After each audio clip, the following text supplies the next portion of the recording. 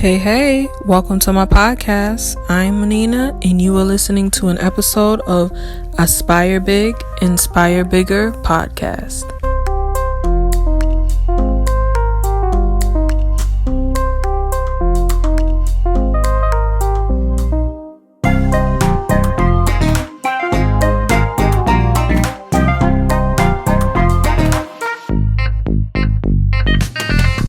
Hey, y'all. Welcome back to Aspire Big, Inspire Bigger podcast. Today, I have a new guest. I'm excited about her coming on, Lashana West, on IG known as Miss West Creative Coach. And today, we're going to talk about imposter syndrome.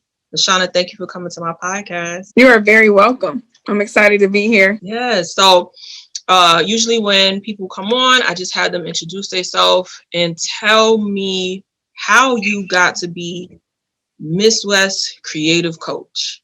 So let us know.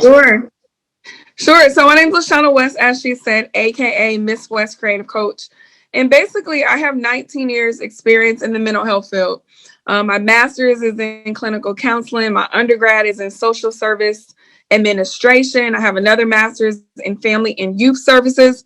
So a lot of people don't know this, but my bread and butter, my thorough background is in mental health, supporting families, providing therapeutic support. And what I did was I pivoted and I walked into this transition of life with helping entrepreneurs, because I'm still using the same skills, relating to others, helping solve problems, building people up, helping them clarify what they're thinking, but more so now in business.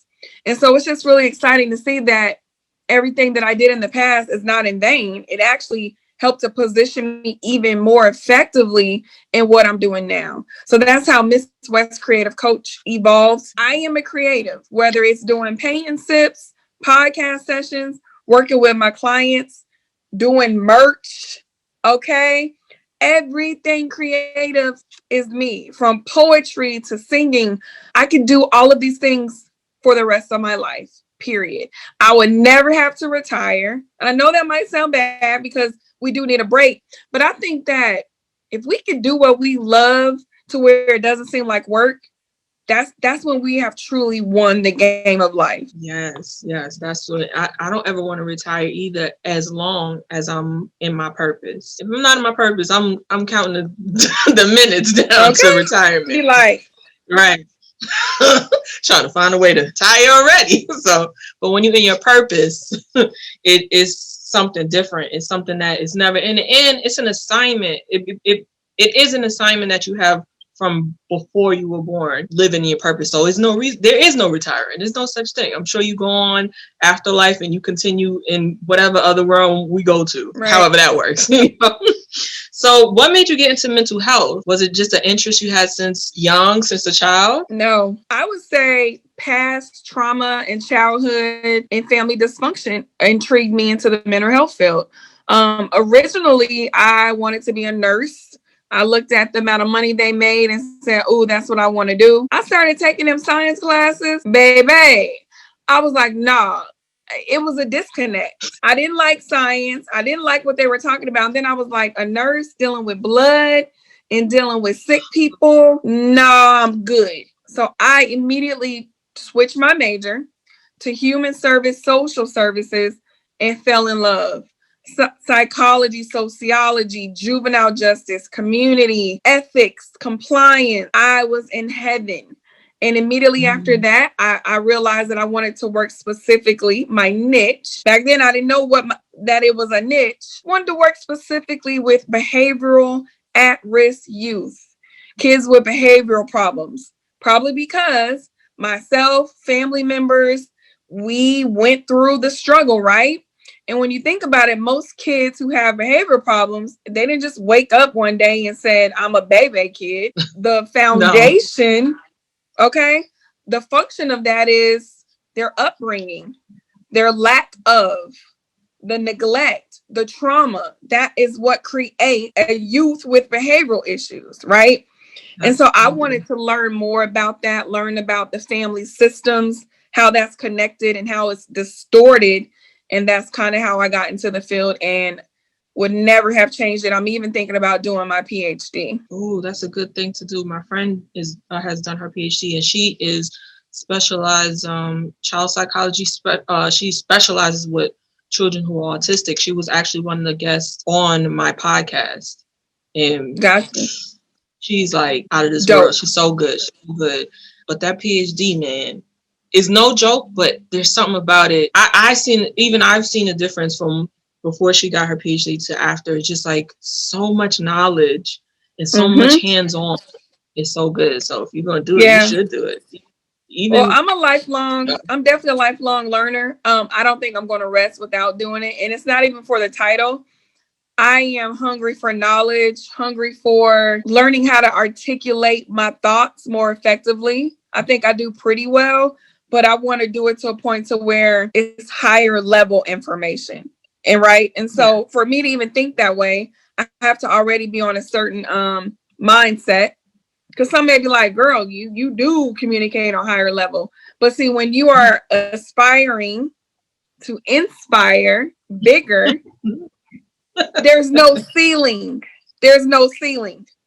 You can go as high as you want. And so for me, I don't feel like there's a ceiling to my learning. I think that some people, so many people, I can't just say some because I don't think it's a small amount. I think that so many people feel as if there is a limit to everything in this world. And yes, there's a limit, and that limit is not being on earth anymore. But until you get to that day, there's no limit to learning. There's no limit to growing. There's no limit to, anything.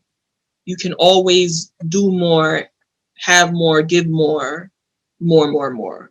So that's a good. I agree. And that brings me to imposter syndrome. There are people who are super suffering, and I'm going to really, really hone in on the word suffering because I think it's a quiet thing a lot of the times on the inside of each person, imposter syndrome. Now, people who have an eye for it are going to be able to see it right away. When they see somebody who has imposter syndrome, who's suffering with imposter syndrome, you're going to be able to say, all right, that's a little imposter syndrome. Let's gear over to this. Let me help you with this.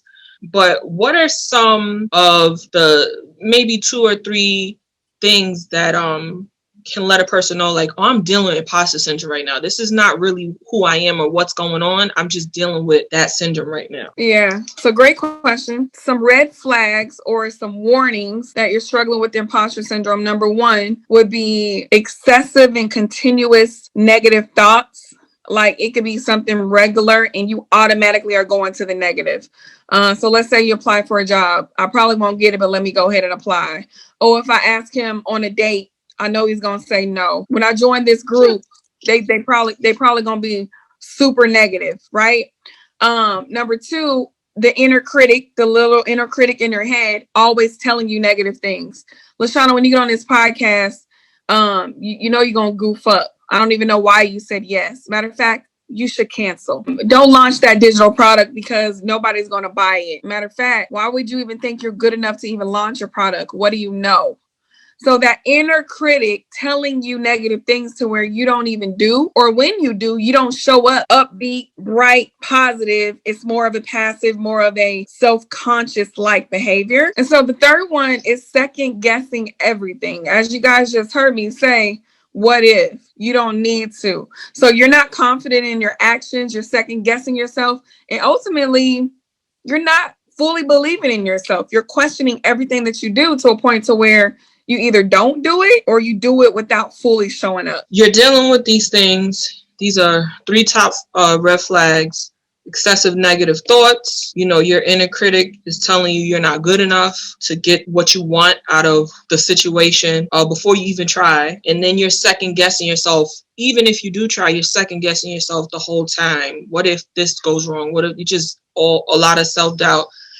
What are some things that can be used or some skill set that can be used to overcome those red flags or those issues? Yeah.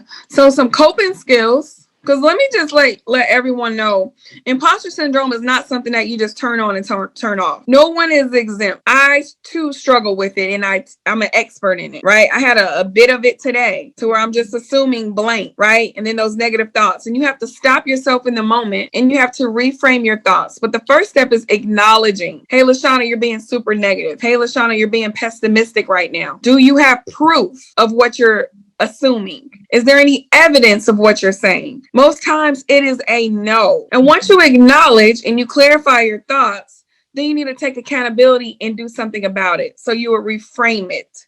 So instead of, if I apply for this job, I'm not going to get hired. When I apply for this job, regardless if I get hired or not, it's a learning opportunity for me to learn more about the company and learn more about the role. They now know who I am. Who knows? Another role might come open. But bottom line, we don't even know the outcome. And a lot of times we already assume the outcome and assume the response when the response is not even correct because we don't even know if the outcome is correct. So I would say build some coping skills to reframe your mindset and acknowledge the negative thoughts. And then lastly, continue to do the work and surround yourself in environments that are uplifting, positive, pro-social. So I know we're both in a morning group. You have your women's group. You have a podcast. I'll explain later about my coaching program, Accountability on Demand. We have to create environments for ourselves that gives us opportunities to give ourselves grace and to practice pro-social skills. Yes, that's really good.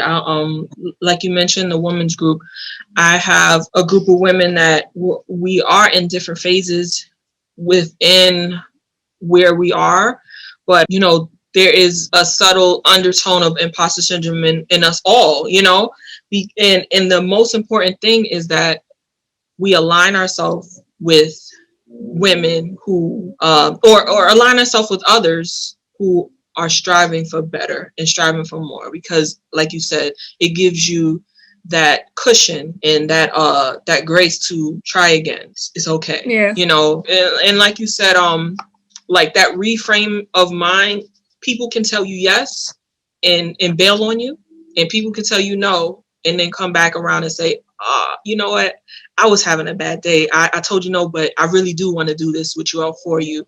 You in all, at the end of the day, you can't control either scenario. All you can do is put yourself forward and do what you can. Sometimes you don't need the people to come do it with you. You can do it. Girl, you know, girl, preach. Say that one more time for the people in the back. Yeah, sometimes you don't need the people to come and do it with you. You can do it on your own. But you do, some people need that to hear that no, like, no, I can't do that for you. I can't do that with you. You be like, just do it myself. And you realize you can do it yourself. and you're okay. You know, it's okay to have to handle it on your own. You're stronger for it. You're wiser for it. That just happened to me. And it actually is good to ask, though, because it lets you know where you stand and where they stand, right? So a lot of times we are even scared to even ask. And what we got to do is be able to ask more often so we could really get clarity on what the relationship is like and is it even worth having, if that makes sense. That's right. And sometimes we could put ourselves in a position where we assume, like you said, we assume that if we don't ask enough, we start putting ourselves in positions where we assume that nobody's going to be there for us. And that's not a real thing, right? I definitely had that issue for a long time. You know, even to be able to do this podcast has really, really, you know, dug a lot of that up for me, because before that I was like, who's going to come? Like, who am I going to ask? What am I going to do? How am I going to do this?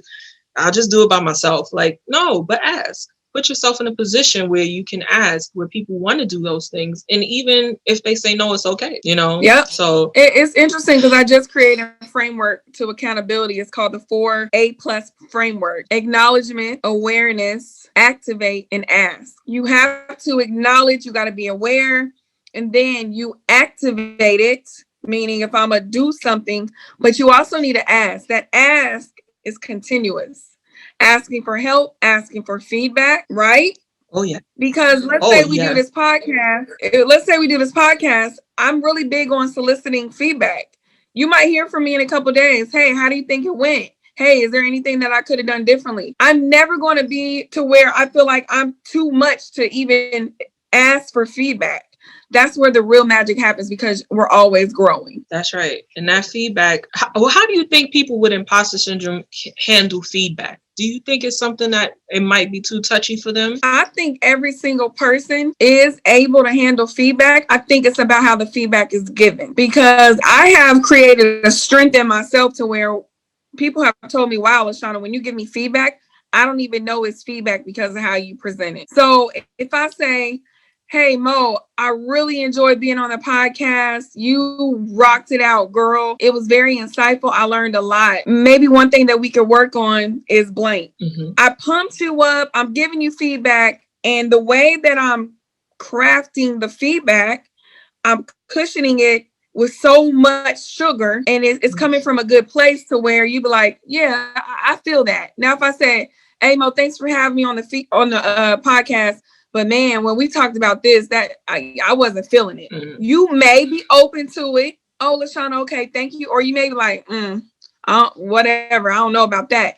It just really depends, right? But are introverts a little bit more sensitive to it? Perhaps, and perhaps extroverts are too. You know, right. I think it's just so many variables in regards to feedback. How are we mentally? How's our mindset? How was our day? How do we perceive this person who's given it to us? What was their approach? Right. Have I received this before? So many variables to where I don't think it's about introverted versus extrovert. I just think it's about situation and presentation. Yeah, I think even before we started the podcast, we were just saying quickly that imposter syndrome is a all around thing. Introverts and extroverts have it. Whether or not they show it just depends on their presentation, just depends on that personality trait. But yeah, I think that feedback can be taken negatively or positively depending on how it's given, no matter who the person is, because imposter syndrome is all across the board for sure.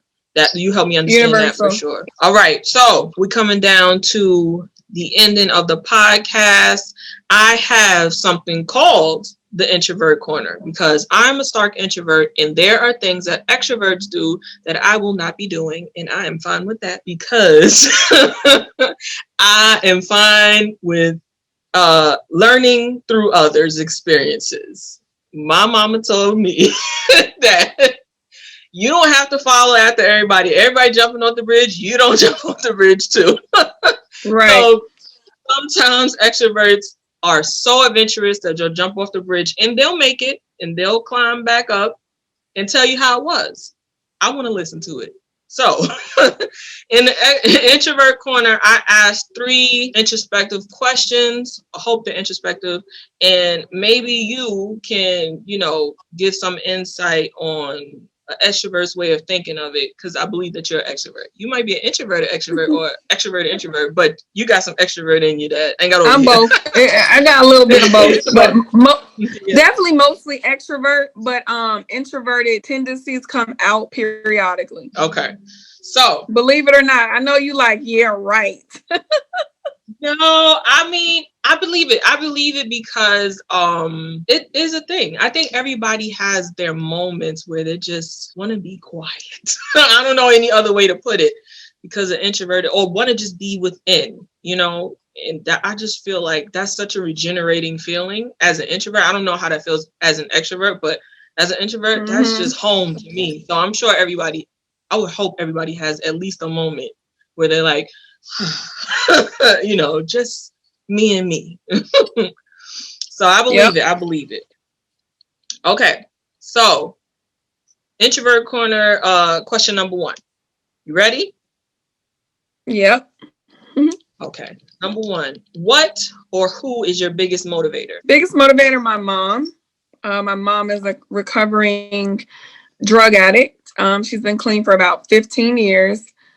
But since I was a kid to now, I've seen her grind with no high school diploma, finagle domestic violence, drug abuse, trauma, neglect, everything in the risk factor.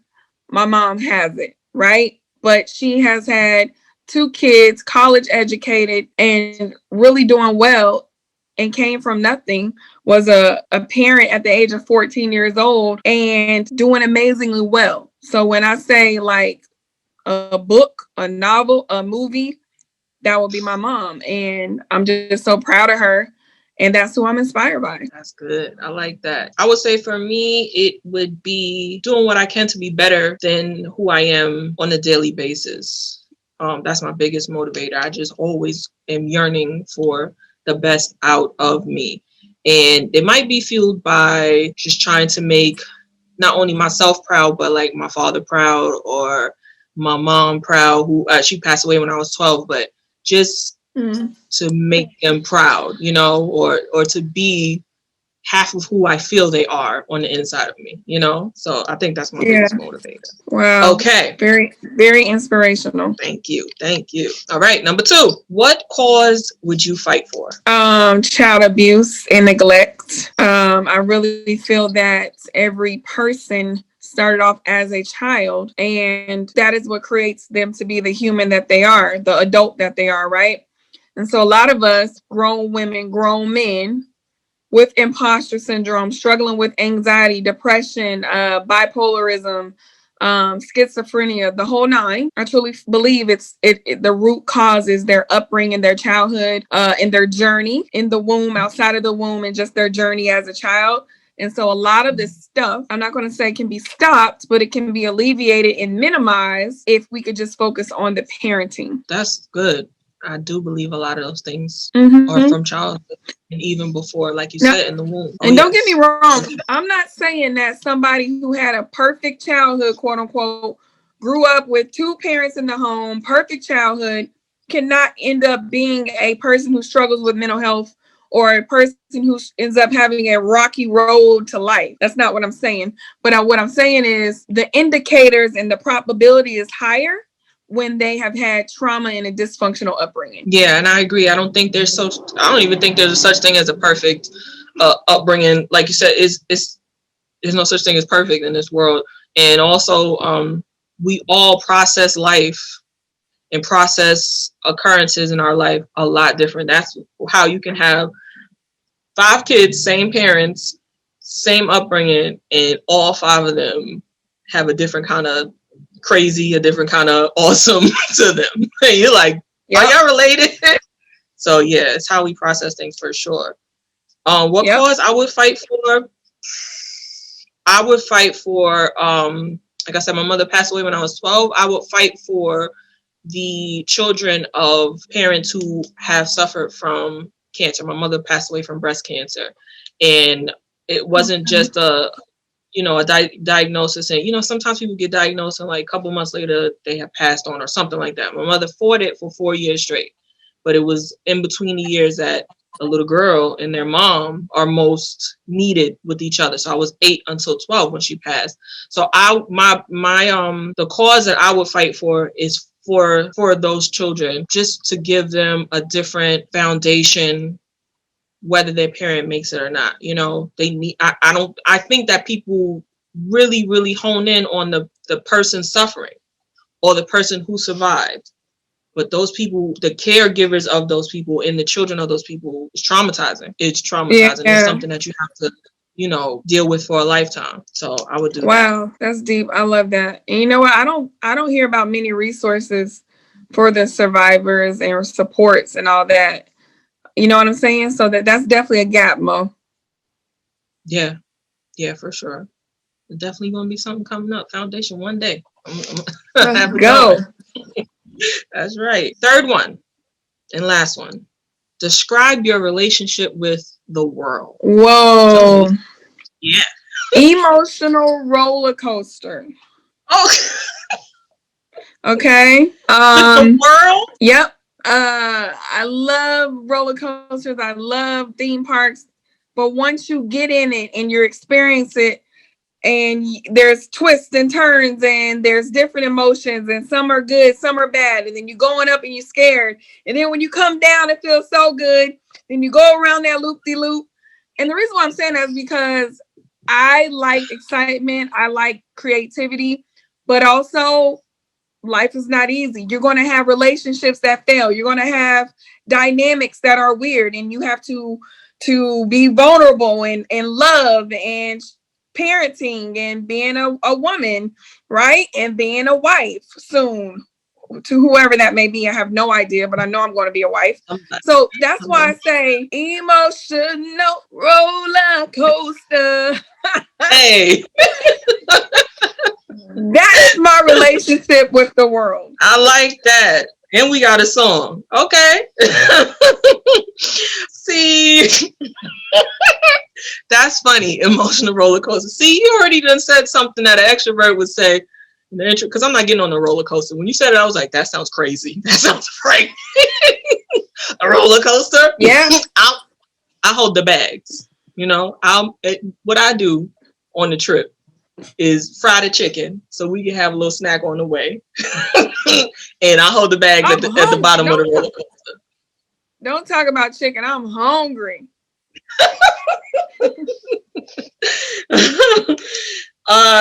My relationship with the world, I just see it as so many things are possible, so many things to learn, so many things to learn that you'll never be able to learn it all, and that's okay. And that makes it okay to just be a part of something that you don't know the outcome of, but you still have a purpose in it. I love that. So that's my relationship with the world. I would also say it's like you said with the roller coaster part, it's like okay, I like to fight, right?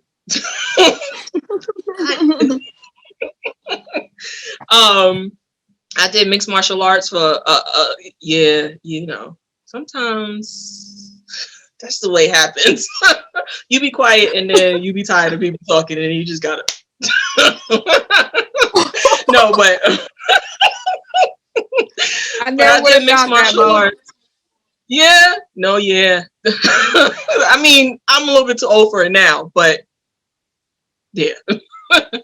Sometimes you gotta snatch people, you know, you gotta remind them, hello. That's enough. Well, I did mixed martial arts for 5 to 6 years, and when you are shadow boxing or you know, fighting, it's like you never know. You could win. You could knock them out. Or you could have a fight for however many rounds the fight is going and win or lose by decision. Or you can get knocked out right away.